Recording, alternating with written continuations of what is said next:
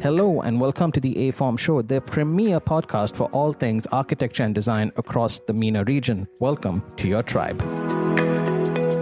Today's episode is supported by SkyStruct, the groundbreaking construction and project management solution that's absolutely turning heads in the industry. They are bringing together architects, engineers, project managers, procurement, and essentially any stakeholder onto one singular platform. Yes, clients are included. SkyStruct is genuinely changing the game. Its tailored modules for construction management, inventory, labor, cost management helps streamline the chaos of construction projects. They are rolling out very soon in Dubai, but you as a listener can get in early. Drop us an email at hello@aform.studio and find out how SkyStruct is the future, and it is here today. Now, let's get into the episode. Welcome to the show, everyone. This week we are joined by a good friend and someone who should have been on the show a very long time back, but has now finally graced us with his presence. I was never invited. He was never invited. It's not true, but fine.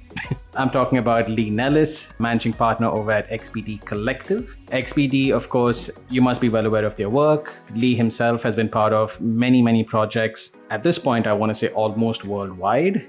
Continents have almost blurred, but Lee's probably been there already. And of course, comes with a vast array of experience. So without further ado, let's get into it. Thanks a lot for having me. Yeah, it's been a long time coming. I've promised I would definitely look forward to joining the podcast, and I appreciate the invite, and thanks for coming to Design District to our office. Looking forward to chatting about many things. Awesome. For those of you who have not been to the XBD office, it's a pretty flashy office, I must say. I quite like what I see. I'm assuming there was a lot of thought given to this. Yeah, you're too kind. I guess we're probably the first tenant, or one of the first tenants in D3. Right. Back in 2015. And we made the decision to obviously spend a bit of money on the fit out. We took a small office then, about 100 square meters. And since then, we've gradually expanded the office, taken the space next door. We doubled the size, and then we took, about 2 years ago, another space in D3 on the same floor, in the same building. So now I guess in Dubai especially, clients, they want to come to a nice office. That's true. We do a lot of work in luxury residential, hospitality. So clients, obviously, they want to come into a nice space, nice meeting room. And already we're probably getting to capacity here. We probably need to expand again, but we have to speak to D3 about that. Right. Well, thanks again for the compliment. But it's more about, we're in the creative industry. We have to have a creative office. Yeah. True. So for someone who's maybe, for whatever reason, not heard of XBD yet, could you give us a bit of a elevator pitch as to what XBD does, what kind of verticals you guys are in, so on? Yeah, it's in our name. XBD Collective means that we look to collaborate with others. We're a group, so collective is another word for a group. And since we are architects, interior designers, and we also do landscape design, we took on many different types of projects, and we work with many consultants throughout Dubai and through the Gulf region. We mostly focus in luxury residential, as I mentioned. We do many large mansion projects, Emirates Hills, Palm Jumeirah, Jumeirah Bay, Dubai Hills. These are kind of our main focus areas. But in the last couple of years, we set up a commercial division specialised in taking hospitality and larger projects. And we just recently designed the S3E16, which is it's like a 60-floor skyscraper, branded residences. So we're getting a bit more known for larger commercial work, but we wanted to break out of the shackles of people knowing us as residential. So now we're very much open to taking on and challenging ourselves of different types of projects. And right. When recruiting new members of our design team, we're hiring people with different skill sets, whether it be someone that's specialized in education or retail or hotels. So once again, the word collective for us is basically the group is open to many different ideas, mindsets, creatives, designers, graphic designers, things like that, and collaborate with others. Yeah, sounds awesome. So definitely a wide spectrum of both projects and services, clearly. I want to then ask, because as you know, us with Orange, shout out Mark if you're listening to this. Hey Mark. So obviously we're in the residential space as well. And if you've been living under a rock, you've probably not heard and missed this, but luxury residential in Dubai is, to say it's a boom would be an understatement. Obviously, like you were hearing about, projects going on sale. I mean, before, tens of millions of dollars would be like a shocking thing. Now we're looking at plots that are going for hundreds of millions, which is just insane. So, I mean, clearly there are clients paying this money and there are clients wanting that kind of luxury, talent and things like that to deliver their projects. My question to you is, from your point of view, do you think there's like an end to this, or do you think it's going to sustain? What are your thoughts? I mean, I arrived in Dubai 2010, and it's obviously been a long time since I've been here. I've seen many changes, of course, as many people have, being a resident here and working there and growing your way up and learning and developing.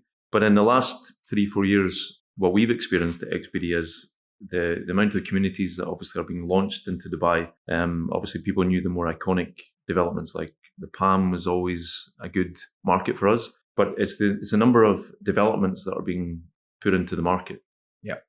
So of course you had Dubai Hills. You've now got new communities down in Jebel Ali. The new Jebel Ali Palm is restarting again. So the residential market is just, it's a crazy time. I mean, there's actually we're, like many firms, are getting many inquiries daily almost.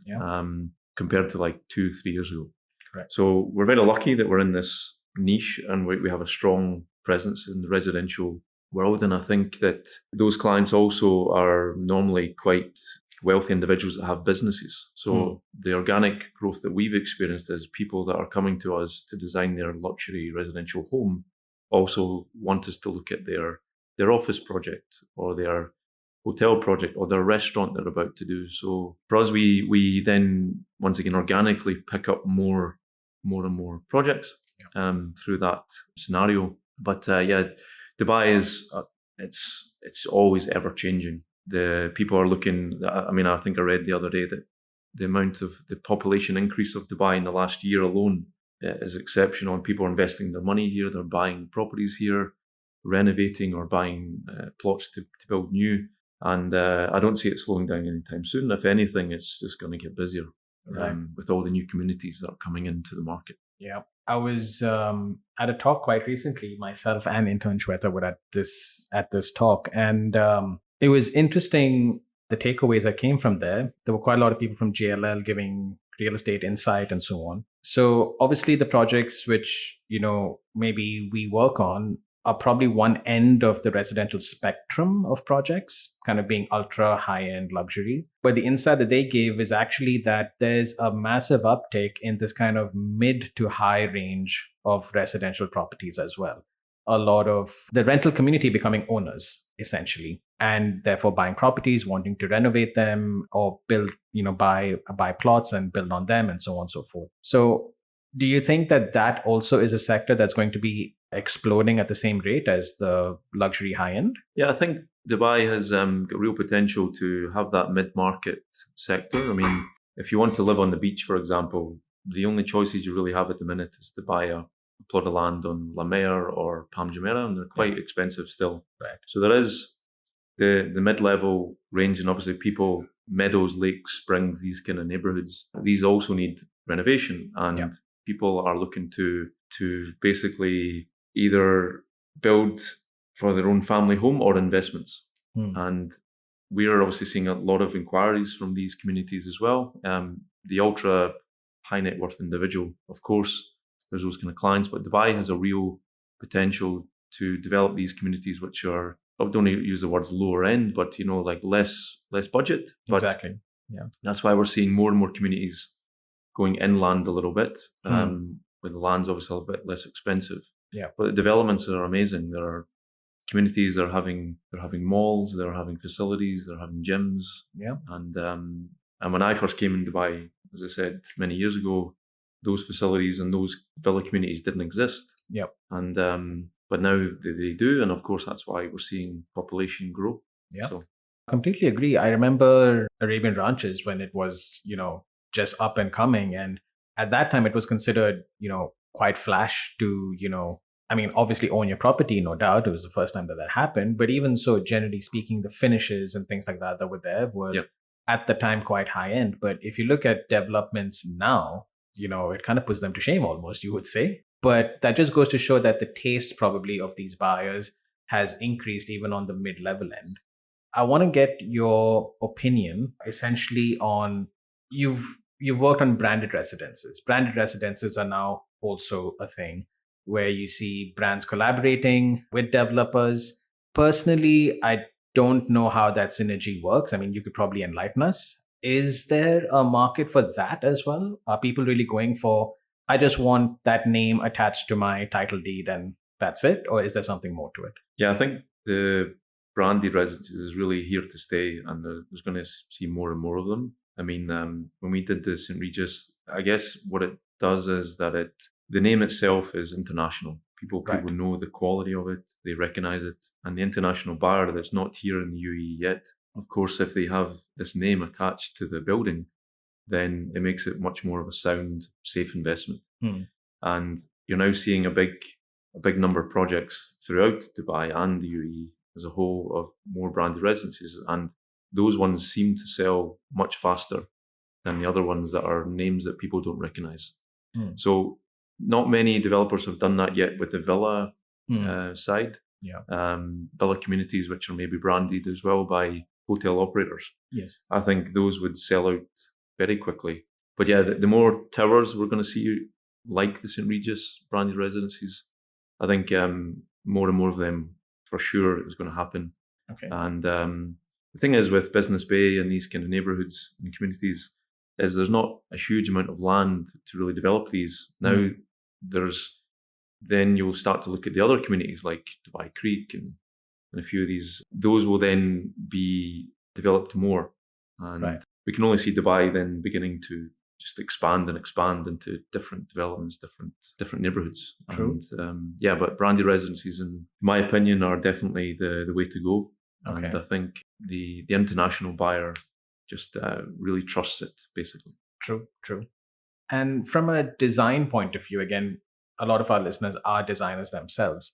From a design point of view, I mean, again, this might be my crude way of thinking probably, but when in the past, when I've worked with a brand, for example, especially a brand that's, multinational, 80, 100 stores all over the world, there's typically a massive design manual that comes along with that and says, this is what we know works. This is on brand with what we do. These are our finishes, surfaces, etc., etc. Creatively, it becomes a bit of a challenge. So I want to understand, with branded residences, are they still following that kind of a model wherein they have something that works, or are they looking for something entirely new? Essentially, you're working in the sense for two clients. One is you've got the main investor client, and then you've got the operator. And it's the brand name that comes with it, whether it be Marriott or something like that. Actually, the operator then has a big say in the design, obviously the brand standards, and then you have much more of a challenge as a designer because you're having to please essentially both clients that you have. Yes. The good side with that is, of course, it pushes you to think more creatively. You're following a guideline that maybe is different from your own design ethos, which is also a good thing. So essentially, you're learning from that. But working for hotel operators is obviously always good. You're collaborating. It's challenging, don't get me wrong, but the end product is always better, in my opinion. With when you have different parties and different people have different interests in the project, I think you always end up with a better product at the end. Rather than whether it be the consultant dictating things too much, or whether it's the client just having their own way of thinking. I think the more people that collaborate on any project. But yeah, for us, we see like more of a challenge when we work with the brands. But in the end, we believe that the design is always better. Right. That's an interesting point, because I mean that was going to be the next question that I was going to ask, is that typically an end client, kind of like a single home dwelling, for example, they would see the need to invest in a certain amount of finishes, something long lasting, and willing to pay that little bit extra, for example, if you may. And traditionally speaking, with commercial clients, that becomes bit more of a hard sell, saying that, this is sort of the right thing to do, and, this is et cetera, et cetera. But from what you're saying, that's no longer the case. Yeah, I mean, commercial projects now, we're seeing that there's really an upscale in the materials that are being used. Yeah. Luxury residential clients, of course, come with their own ideas, and they're very knowledgeable about materials and about brand names and furniture that they like. Yeah. And more so now with the more developer clients building the high rise, they realize that the buyers of these products are smarter. They demand more than maybe they did in the past. People's much more on social media. They're using Pinterest and Instagram, and they're much more educated in what they like. Yeah. And that, as a designer, you have to really take on board. And once again, it's a team effort. Your client is also a major part of that team. And sometimes their ideas are very good ones. And together you have to collaborate. And I think it's, when you're developing large towers, I think the quality now that you're seeing, especially in Dubai, those buildings are very well designed, very well thought out. Yeah. They've been specified well, products are quality. And this is why you see more people move into the city, because the level of the buildings here are really good compared to some cities in Europe. 100%. I mean, the thing that you said about, branded residence is this notion of, I know the quality that I'm going to get. I think Dubai is one of those few cities that our local developers here kind of have that same sort of brand value, that that if you go to a certain developer, that you're going to get a certain quality and a certain finish and a certain standard, which is quite encouraging, I must say, as a designer here, to know that that's kind of the perception that you have. I want to, if I may, quickly switch gears, because you touched upon something which was quite interesting. You mentioned that you came to Dubai in 2010. Yes. And very interesting time to come to Dubai, I must say. For those of you, obviously, who don't know, there was a bit of a lull in the market at the time. Yeah, a bit of a downturn, yeah. A bit of a downturn. No big deal. And obviously, it's a completely different market for you to be coming in. I'm not sure if you'd visited Dubai before that, or was it that you came the very first time for employment? Yeah, I actually came to Dubai maybe 5 months before I came. It was April, and then I came in the September or October. And I remember even when I think I went to JLT, was the first area that I moved to briefly. And I remember even the metro wasn't open when I came here. Obviously, huge changes since then, yes. Of course, and it's somewhere I call home. And yeah, the amount of, as I say, development that's happened. And yeah, as I say, most people have the same story. They come maybe for a couple of years, see how it is, and then it's very transient. But in the end, me and my friends talk about it a lot, where we really appreciate everything that Dubai has given us, and the opportunities that's here. And this is why we're still here, like 13 years later. Yeah.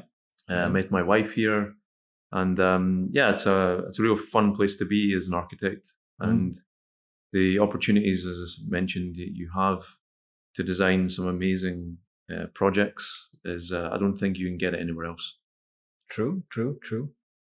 Would you say, obviously at the time you would have at least heard about the whole 2005 to 7 sort of boom.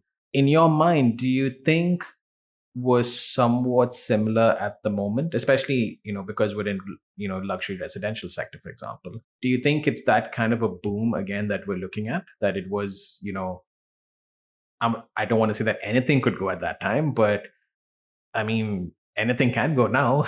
I don't know.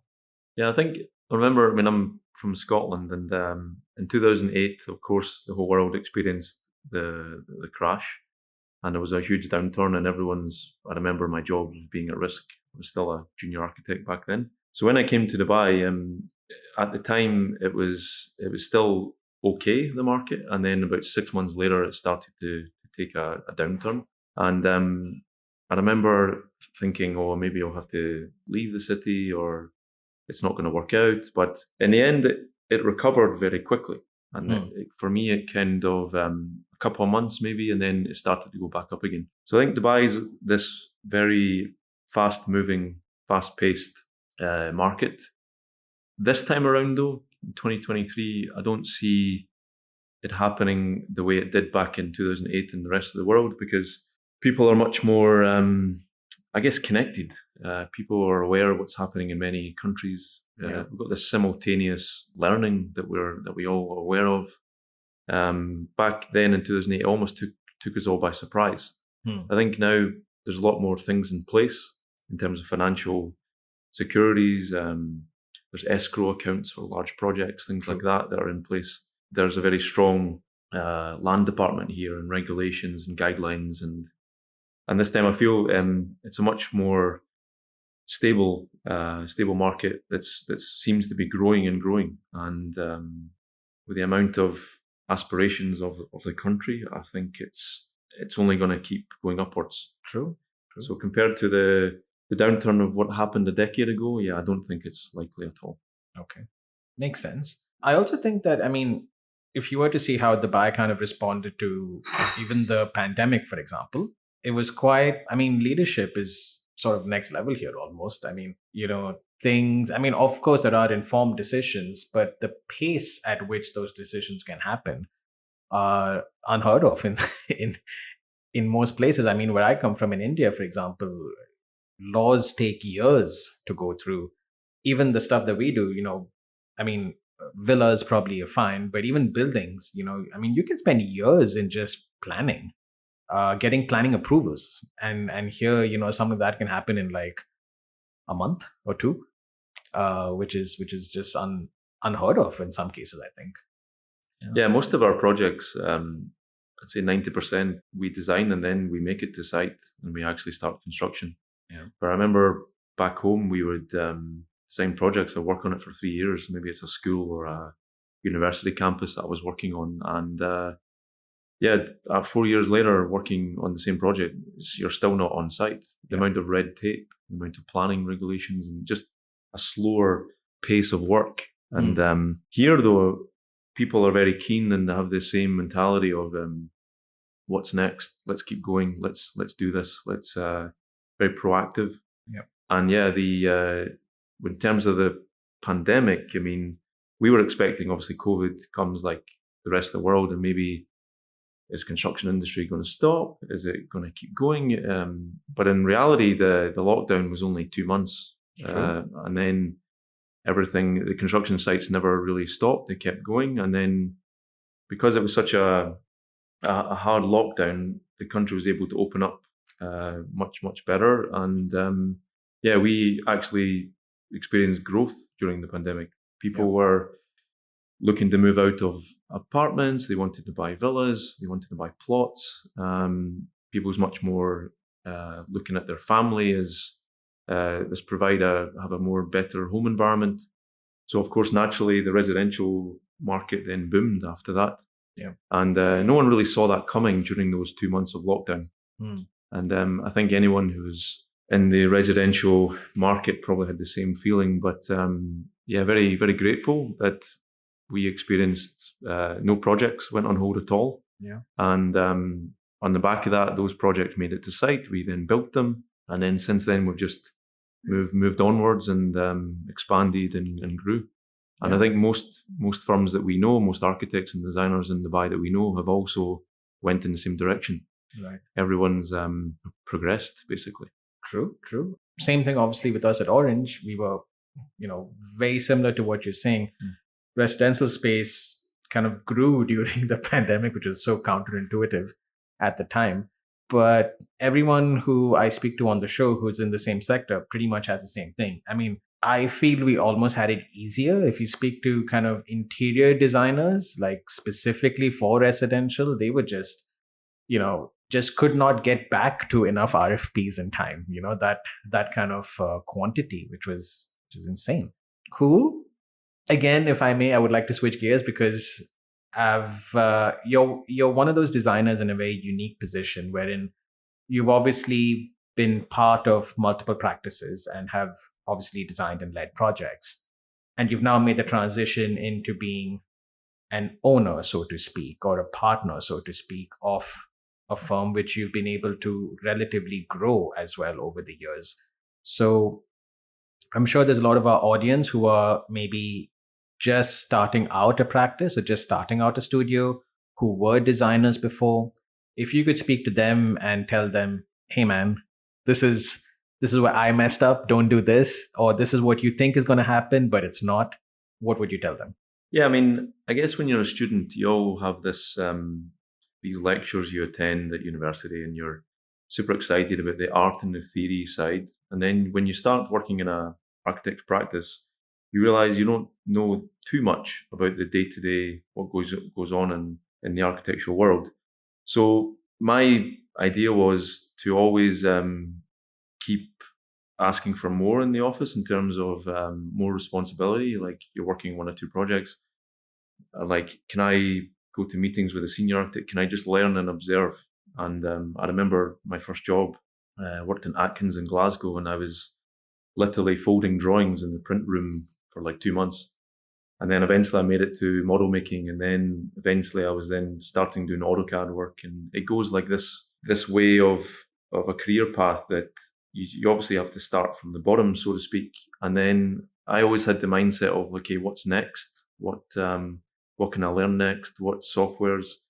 When I did come to Dubai, the best way to integrate into the design world was to really engage with the supply chain and go to the market and go to events, speak to lighting suppliers, glazing suppliers, go to networking events, and really try and grow my own name and my own, so people knew me basically in the city, as well as, of course, the practice that I worked for. And then after 6 years of that, I realized that I had the ambition to then start my own company. And then I went into business with Ellen, who's a very known interior designer. And we came up with the idea that XBD Collective can be architecture and interior together in one office, a multidiscipline. So we started at that time. I think there was like 4 or 5 people in the office. We then took on some projects, and I was actually back to drawing again everything myself. We had no architects at that moment. Was that an enjoyable experience for you?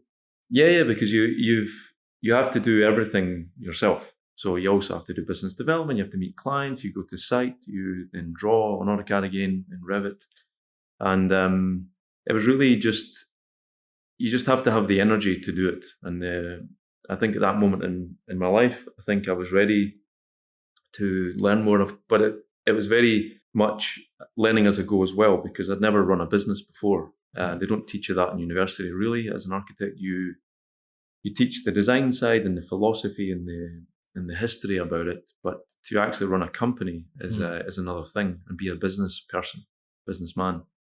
And with having a business partner like Ellen, of course, I was learning from her. She'd run a business before, and yeah, like, once again, being a company owner, what I love about it is that every day is different. Even every 2 hours is different. 1 minute you're dealing with accounts, then you're looking at marketing, then you're designing, then you're looking at the website or things like that, or you're doing a podcast. It's yeah, so that's the beauty about it, the flexibility, the idea that we can go in any direction. You have your own control. So I recommend anyone to do it. Once again, it doesn't mean to say if you're a big company or a small company that it's successful or not successful. Yeah. If you enjoy coming to work, which I do every day, I was very lucky. I found a profession that from an early age, obviously I chose to go to university and study architecture, and it was the right choice. Many people, it wasn't for them. And then you're starting again.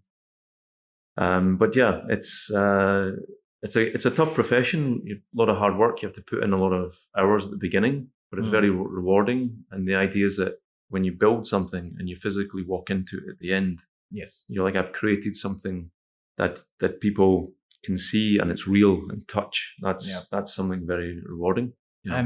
And in many cases, things which are probably going to outlast even you in some cases. I completely agree with that. I think there's a lot of listeners who feel as passionately as you do. And when I meet a passionate designer like yourself, I like to always ask, Do you think architecture or design in general, because obviously we have designers, interior designers, furniture designers, is architecture and design a lifestyle job in the sense that your life sort of revolves around the job, so to speak, or it's very closely integrated? Again, on the show, I always like to pick on accountants, although they're the most important people ever. But I can see how they can clearly come in at 8, leave at 5, and once they're out the door at 5, work kind of shuts off. And I feel with passionate designers, that never happens. I mean, we're probably always looking at details or taking in something, even if it's subconscious. So do you think architecture and design is a lifestyle job? Yeah, it's basically, it's very hard to switch off. I mean, when you could be visiting the weekend family and then you go to a certain building and you start taking photographs of the ceiling. I mean, it's one of those where, and once again, it doesn't feel like work. Sometimes, exactly, yeah. Some days it feels like I'm not working, but the whole day's passed, and then you feel like when you want to relax, sometimes it is challenging because your brain's always working or thinking about what's the next creative idea, especially if you've just signed a new project. Yes. The concept stages are the most demanding, but it's always, you can never fulfill the idea that you've designed something perfect, because nothing's perfect in a way. And you're always looking for the next thing, and you have to educate yourself all the time. You have to learn. You have to, what's the industry doing? What's the latest trend? And it is a lifestyle. I would say it's not for everyone. I think you have to have a different way of your brain working. I mean, most creatives are probably like me, where we're not very good at planning things, probably, or writing things down, or making to-do lists. And that's a challenge. So then if you're running a company, for example, you have to obviously work with people that can do that. And of course, I'm more passionate about the design side. I'm definitely lean towards the creative, and there's other architects that might lean towards the business side. And that's also, there's a role for that as well. Yes, I never seen myself growing up as an accountant and just looking at numbers, or a lawyer and just looking at books and reading things, and nothing's tangible, nothing's physical. It's all on a screen or in a book. So with architecture, it does give you fulfillment, gives you an amazing sense of gratitude when you do create something amazing. Of course, you're not doing it all by yourself. You're working as part of a team, whether it's your own team or the client or the contractor or the interior designer. So lifestyle is one of it, and you have to really enjoy it. If you don't enjoy it, you're not going to last in the profession. Will you make a fortune? Not really, unless you become one of the star super architects, there's very few of them. Yeah. But as a profession, you can make a good living. But also that sense of it doesn't feel like work for me really comes through, as I'm passionate about getting up in the morning and designing something hopefully amazing and innovative, and pushing the boundary of what's possible, and trying to learn new things. That's what keeps it fresh, basically. Yeah. I think as architects, especially passionate architects, we never really know how to switch off. I mean, I struggle with the exact same thing that you're talking about. An example would be that my lovely partner said, "Oh, we're going to go on a relaxing weekend staycation, beautiful resort." And I just spent the entire time thinking, what finish is that? I don't know that supplier. And, where would they have gotten this from? Ooh, and this tap is really fancy. And I spent like 10 minutes just turning it on and off, and, kind of schizophrenic things like that, which fortunately my partner is quite okay with at this point. She's accepted her fate. Let's just put it at that. But yeah, it's always, you go to visit many buildings in Dubai, for example, and you can learn new things just by walking around. Like last weekend, I went to the House of Wisdom in Sharjah, amazing building by beautiful Foster, beautifully detailed. Yeah. And I think any students out there, I think that's the best way to learn, is to go to buildings that are near you, or in your community, or whatever. And it's all around you. I mean, literally, architecture and interior design is all around you. It's in your life, and you can go and educate yourself by going to some of these spectacular buildings that we have in Dubai and learning from them, and that's how that goes together. Or I wonder what light fitting they use there. Correct. And once again, it never ends. You you're there to explore and be curious. I think curious is the word. I have a curiosity about how things are put together. Yep. How did they make that? Oh, that's an amazing idea. Almost respect to the designer that if you walk into something, it could be a restaurant and you're like, oh, that's amazing what they did. Correct. And that's where, sometimes it can be difficult for your family if they keep hearing it over and over again. But it's, I think I'd rather be like this than be in another profession. True. I think the House of Wisdom obviously is a building that comes up quite often. In my opinion, one of the best detailed buildings in the country. I mean, if not the most, but definitely up there in top 5 or something like that. And I think it's a good example of, I mean, if you visit the building like you have, it's a good example of complete integration. Everything works with each other perfectly. Interiors meets architecture, meets landscape. It all kind of just fits very well together. And you can tell that the team that worked on it either had brilliant communication or were essentially one very coherent sort of team. And that's quite evident. And that's things that you can pick up when you visit buildings like that. Yeah, I think with that particular building, it's obviously a sense of place is obviously in the Gulf, and it's a harsh environment, obviously in summer. So of course, I guess the main concept was to do this amazing overhang roof. Yes. Because of the environment and the climate. Yeah. Which then, when the concept is so strong, the building will then be unbelievable. And then if you then add intelligence with materials, it then goes to that.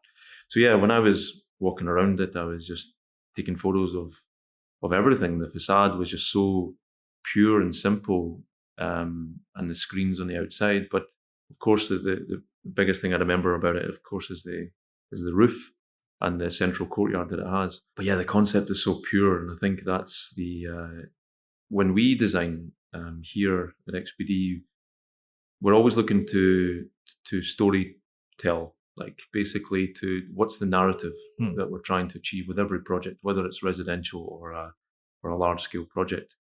The design narrative is so important to try and find, and you'd never start with Revit. You always start with a pencil and a bit of paper, and you try and say, what is this building or product trying to do? What story is it trying to tell? And we like to spend the first week trying to find the narrative. And to use the House of Wisdom as that example, they really found the story of the climate maybe was the one that drove the idea, or of course it's a library, so they're very worried about shade and glare from the glass and things like that. But yeah, we always try and find storytelling is the biggest thing that really drives our designs from the very beginning. We're not trying to design something and then try and find a narrative for it. Yes. So I think that came from my education as well at university. That's one of the things. The concept is the key. It's also, of course, the hardest thing to get right. And the concept designs is what something is so valuable. And we have many good architects here that we always say that let's try and find the best concept we can create and think of. And and there's so many examples of that in the Violet Museum of the Future. The concept is, you can imagine the initial sketch of that shape. It's fantastic. It's unbelievable. And then the project is basically easygoing after that. Then it's detailing and But yeah, once again, any student or any up and coming architect that wants any advice is try and give your designs a story and a link to the heritage of place, sense of place. Yeah, completely agree. I think a couple of things that you touched upon there, which are quite critical. The first one being, I get the sense, especially when I speak to younger designers and young architects, that they feel like there's an end point to, all right, Lee, I hear you. I got to put in the hours early in my career. I'll do that. I got to be, vigilant about the design that I see, and I'll do that. But in their mind, when they speak, I feel like they almost have a deadline to that, wherein in their mind, they think, all right, I just have to do that till I'm a senior, or I just have to do that till I'm a director. And then, I can take a breath, coast from then on. Is that the case? I think it comes from, growing up in the UK, everyone has this idea, I want to retire as early as I can, basically. And when you work as an architect, I can see myself in my 70s still sketching away and doing the odd project. Hopefully I'm healthy to do that. But it comes from, it's not a 9 to 5 job. I'm not saying that we work lots of overtime here or you do at Orange. It's more that when the project requires it, and it's it can get sometimes a little bit intense to really create the best designs possible. But it's not a 9 to 5, and it's not something you can say, okay, I've made it to senior architect and that's it. For me, there always has to be a ladder to climb, and that goes in any walks of life or profession. There can't be a ceiling, because if there is, then you'll stagnate, and then you won't learn more, and then you can then potentially get bored of the role you're doing. So once again, always be curious, always think of what's next. What else can I do? What else can I learn? When you reach senior, then try and become an associate. Once you become an associate, try and become director. Then why not open your own company? Correct. And then when you open your own company, you can then, let's do projects in different countries. Let's open another office in another city. So it really never ends. And once again, we have all these ideas here that how can we expand? Which market do we want to look at? Which buildings should we now try and do? Like, we're looking for that different types of projects which will really explore a different realm of what we're working on. And so once again, go back to the student. It's definitely not, okay, I've passed this exam and that's it. So when you're finished university, I remember I was expecting fireworks or something to go off when I passed my master's, but then it was almost like an anticlimax, because you're like, well, it's over, but I trained so hard. Yes. And then you're like, now I need a job. And the job for me seemed like, it's a bit boring. I'm used to being an academic. Correct. And then once you go into an office, you realize that the architectural office culture is exactly what you want, and you love being. Obviously, it depends which practice you end up working for, of course. But you really want to have this fresh, energetic office. It should never feel like a lawyer's office, for example. Yes. So most architecture and design practices, they should feel like a creative hub where it's buzzing, there's energy, there's it doesn't sleep kind of idea. Of course, you go home at 5:30, but you if it needs a few more extra hours to like design something great, then the whole team, if they're excited about it, then once they come back to that, it doesn't feel like work. Yeah, that's the thing. I think that's why a lot of passionate designers find it very hard to stop, because you said it exactly, which is, I don't know. For people who are not designers, how do you explain it, right? It's almost like a state of flow where it doesn't feel like work even. And, the problem with design is that most of the time it's a very non-linear process, right?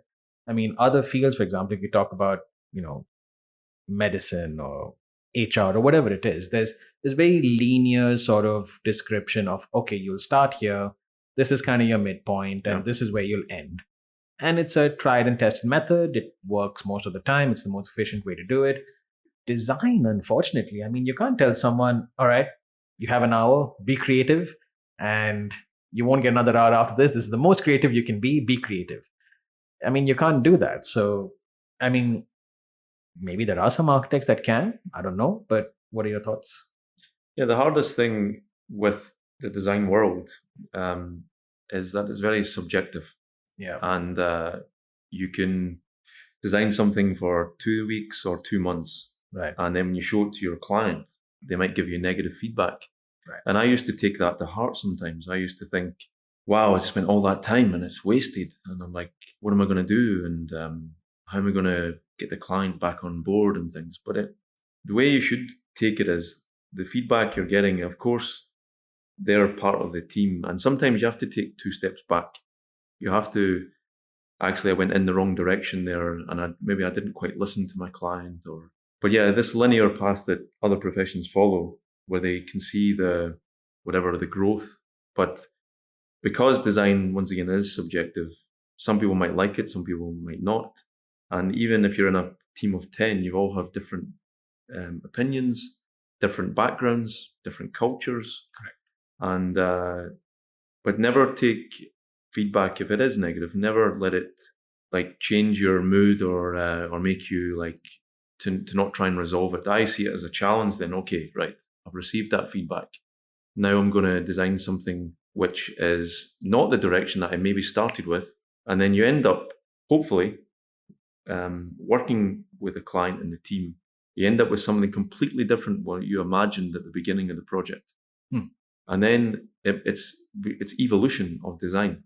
You don't necessarily start and then otherwise you'd end up designing the same thing all the time. Correct. So we don't follow a linear path. We have to go round in a circle sometimes, and all the better for it. Once again, if a project doesn't quite work out, you've learned from it. You've learned and how to deal with it, how to react to it. True. And I think this is I think some designers get a bit disheartened when someone criticizes.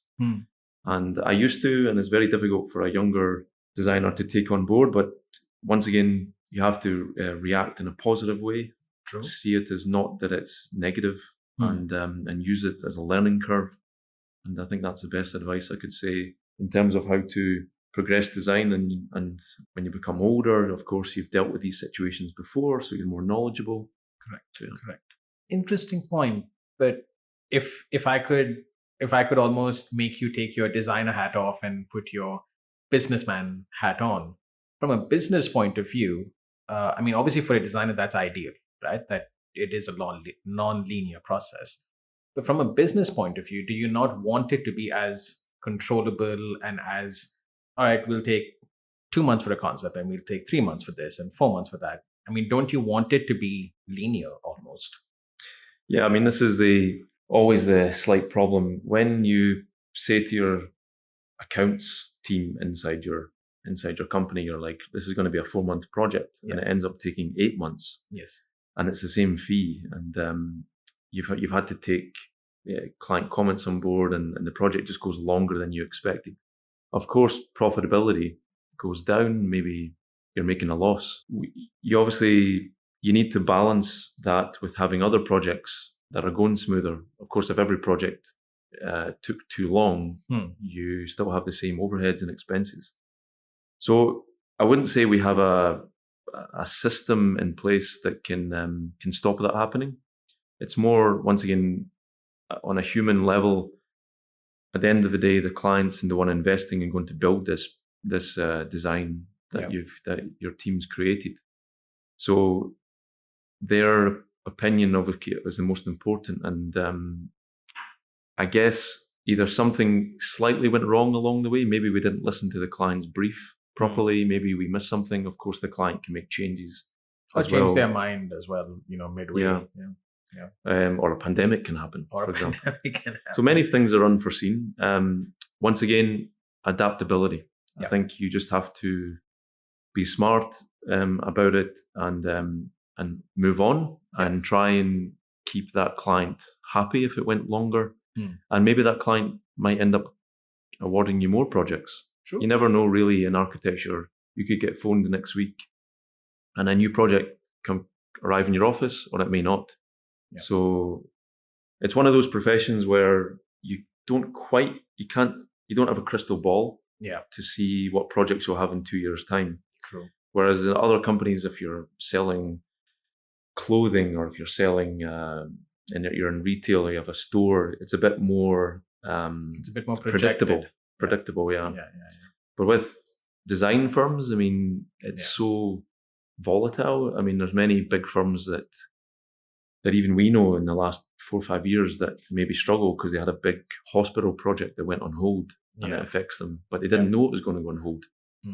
So I guess this is a slight downside with the design industry. If you are in the private sector like we are, you can't really look more forward than 3 or 4 months. And that's very difficult when you put your business hat on. Correct. To then really guarantee your accounts. So what we try and do is have our accounts like a stable bank account and a stable bank balance to to keep like a rainy day, so to speak. Correct. Whereas if a couple of projects do go on hold, you're not affecting the entire office. Correct. And don't put all your eggs in one basket. And this is why our business model is to have quite a lot of residential projects and obviously have the larger projects as well, but not too many of them. So the whole team's not swamped by one or two projects. Correct. So we spread the invoicing, we spread the timetables, the cash flow, and it keeps us much more stable. Right. Yeah. Makes sense. As we sort of wind down the episode, then you're clearly someone who, again, is a passionate designer, is also a business operator at this point. So I'm assuming that you've given this some thought. So what's next for Lee? What's next for XBD? What are you working on? What does the next 3 years look like? I mean, obviously, I know that you're going after maybe a different type of project or maybe specific projects and so on. But as a firm, as yourself, as a designer, what are you looking to achieve or gain or grow? I think for us, we've recently kind of done that. We, a month ago, opened up another office in India. Okay. We have about 12 people there at the minute in Kerala. The reason for that was we had quite a few projects in India, of course, and we had some designers. So they wanted to maybe consider going back home, and we're open to that. We also have some designers from Barcelona. They might want to maybe move home. Correct. And with Dubai, a lot of our designers are obviously from many different countries, and we're very much open to, rather than lose talent, talent, we want to retain them, and maybe why not work from their own countries and stay part of our brand. And we realized this was quite a unique business model to try and do, because then we can make time zones work in our favor. Yep. We can use different cities, have more exposure. So for us as XBD, we want to move into a few more cities. The next idea is to maybe have something in Australia in a year or two. We've looked at that once again because of the time zone, and maybe try and win projects in a different continent. That's the idea. We have a small office in London where that's there, because if we win more projects in Europe, that would be where that would be worked from.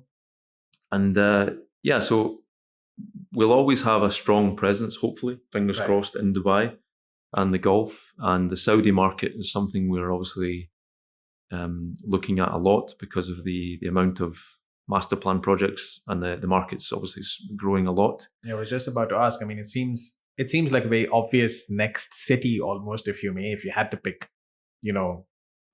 something long term in the next 4 or 5 years. I mean, that seems like a very uptrending market, almost, you could say. Yeah, the aspirations of Saudi is amazing, and the vision that they have there to literally build cities within the next 10 years is, of course, for any architect or design firm, it's inevitable that has to be the market you need to look at, because the amount of potential work and potential projects is amazing compared to anywhere else. Right. At the minute, Europe is obviously experiencing a bit of a slump with the energy crisis and a few things like that. But we're open to anywhere, really. I think we're not restrained by we're only going to work in the Gulf. For us, we're looking for many different opportunities. With that, obviously, we have to put in some research development, business development. How can we do that? We have to plan ahead. We're looking to expand our office as well here in Dubai. So, in terms of where we want to go, we want to be more international.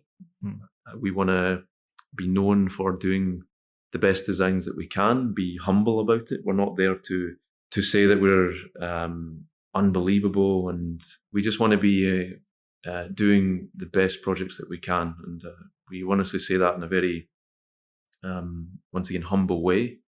And we're looking to obviously always retain our best talent, not have them leave us if they choose to move out of Dubai. And that's exactly what we did recently in India. So we set up an office. We didn't even really put our mind to it. We almost came as a surprise to us, and but we felt it was definitely the right thing, and it's going well. And I guess the next one would be to try and grow our London office and maybe Australia in a year or two, and hopefully in Saudi. So awesome. Yeah. Lee, just listening to you is inspiring, to say the least, because obviously, you're one of those few business operators which I can tell is still a designer at heart, which is nice to see. Thanks a lot. People tend to almost lose their soul a bit, I've noticed, as they kind of go more towards the business side of it, which I completely understand. It happens, no problem. As a sort of closing tradition on the show, and if you've heard a few of these episodes, you probably are mentally prepared for this. We have a question that's been sent by one of our previous guests, blindly, and okay. You have a question today, which is quite interesting, actually, quite apt even, I would say. So I'm going to go for it. And your question is, if you could design for a celebrity, which celebrity would that be and why? I suppose we haven't given a project to this. Let's say it's a house or a restaurant. But if it had to be a celebrity, who and why? Well, I'm a big sports fan. Obviously, right. I think everyone's a fan of Lee Messi. Of course. I would say, obviously, he's a World Cup winner, and he recently moved to Miami. Yeah. Which is, yeah. So I think Shocker if I could... for everyone, but yeah. I mean, that's a whole other separate conversation. So I think if I, of course, design for a celebrity, would have to be one of my heroes. Lee Messi design his new house in Miami would be spectacular, and probably the project that we would love to have. So to deal with an iconic global superstar, I mean, yeah. So I think it's more about someone of value. Of course, someone like him. It's not about that he's famous for no reason. This guy's done some hard work to be where he is, and I think that would be my answer to that. All right. If anyone knows anyone on Lionel Messi's team, there is an excited designer willing. Well, it seems like he needs a new house. He's just moved. So. I mean, obviously, yeah. I mean, Miami, Dubai is not too different. We can kind of share the same language. Makes sense. Yeah. Well, Lee, thank you so much for your time. Thanks for having us. Yeah. Thank you. I know this has been a long time in the making, and I'm super happy that we could finally make this happen. On behalf of the show, thank you so much, and we hope to have you on again in the future. No, thanks for having us, and we always love talking to fellow designers, and but yeah, it's look forward to the next time.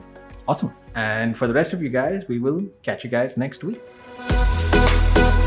Fellow aFormer, thank you so much for your time. If this episode added any value to you, please share it with anyone who may benefit. If you want to carry on the discussion, please get in touch with us over socials. We are at aForm Show on the gram and hello@aform.studio on email. That is at aForm Show on the gram and hello@aform.studio on email. Until next time, stay inspired.